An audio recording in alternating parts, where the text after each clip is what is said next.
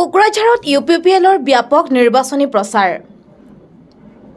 অহা ৭ মেত অনুষ্ঠিত হ'বলগীয়া তৃতীয় পৰ্যায়ৰ নিৰ্বাচনৰ বাবে ইতিমধ্যে কোকৰাঝাৰ লোকসভা সমষ্টিৰ চৌদিশে নিৰ্বাচনী প্ৰচাৰ চলাই ভোটাৰ ৰাজ্যক আকৃষ্ট কৰাৰ বাবে চেষ্টা চলাইছে ইউপিপিএলে।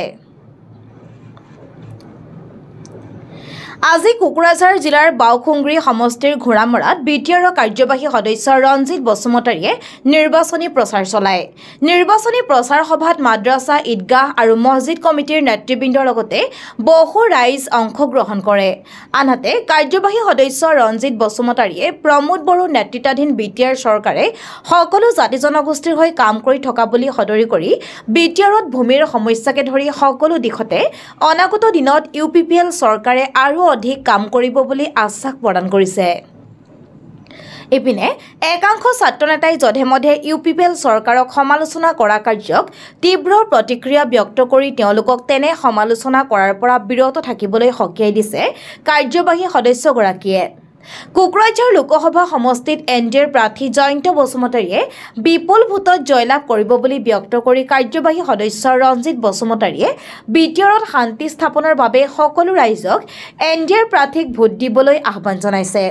নিৰ্বাচনী প্ৰচাৰ সভাত অংশগ্ৰহণ কৰি ইউপিপিএলৰ নেতা আইনাল হক আৰু মহিদুল ইছলামে কয় যে নিৰ্বাচনৰ সময়ত এছাম নেতাই নিৰ্বাচনৰ প্ৰাক মুহূৰ্তত ইউপিপিএল চৰকাৰক সমালোচনা কৰা কাৰ্যক ধিক্কাৰ জনাই কোকৰাঝাৰ লোকসভা সমষ্টিৰ এনডিএৰ প্ৰাৰ্থী জয়ন্ত বসুমতাৰীয়ে বিপুল ভোটত জয়লাভ কৰিব বুলি ব্যক্ত কৰে নেতাদ্বয়ে।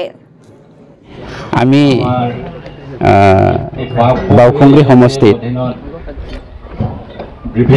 ঈদগাহ, মছজিদ আৰু খবৰস্থান কমিটিৰ সভাপতি, সম্পাদক আৰু সদস্যসকলৰ লগত ভাৱ বিনিময় কৰিছোঁ। আমাৰ ইছলামিক ভাইসকলৰ মাজত মাটিৰ সমস্যা আছে বুলি বহুত অজুহাত তেনেকৈ আহি থাকে।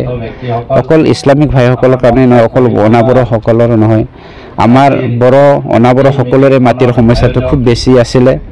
কিন্তু আমাৰ সন্মানীয় প্ৰমোদ বড়ো ডাঙৰীয়াৰ নেতৃত্বত আমি ইলেকশ্যন কেম্পেইন হোৱাৰ কোড কণ্ডাক্ট হোৱাৰ আগলৈকে 1,14,000 ফেমিলিক আমি অলৰেডি মাটিৰ পাট্টা দিয়া হ'ল।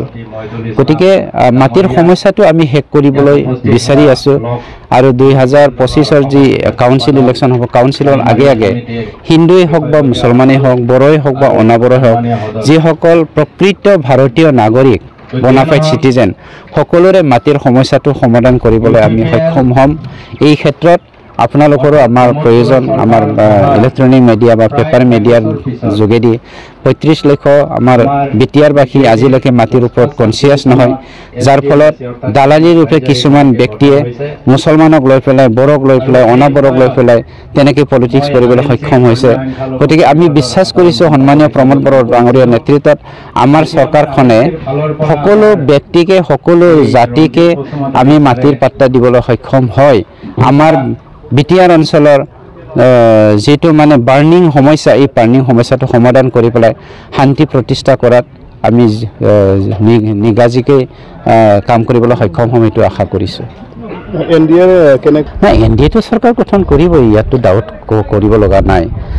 এজন দুজন মানুহে কি কয়, আমি এনডিএৰ এটা এলায়েন্স দল বুলি বহুতে বহুত ধৰণৰ কথা কৈ পেলাই তেনেকৈ মিছা বদনাম কৰি অপবদনাম কৰি পেলাই ভোট তুলিবৰ কাৰণে চেষ্টা কৰি আছে কোকৰাঝাৰ সমষ্টিত। আমাৰ ইয়াত তথাপিও যিয়ে যি নকওঁ কিয়, কোকৰাঝাৰত আমাৰ কোনো কণ্টেষ্ট কাৰো লগত নাই।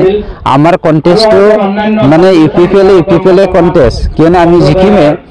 আমি চৰকাৰ গঠন কৰাৰ পাছত কোকৰাঝাৰ বা বিটিআৰ কাউন্সিলৰ কাৰণে গভৰ্ণমেণ্ট অফ ইণ্ডিয়াৰ পৰা কি ধৰণৰ ডেভেলপমেণ্ট আনিব পাৰে ইয়াৰ প্ৰজেহে কৰি আছোঁ।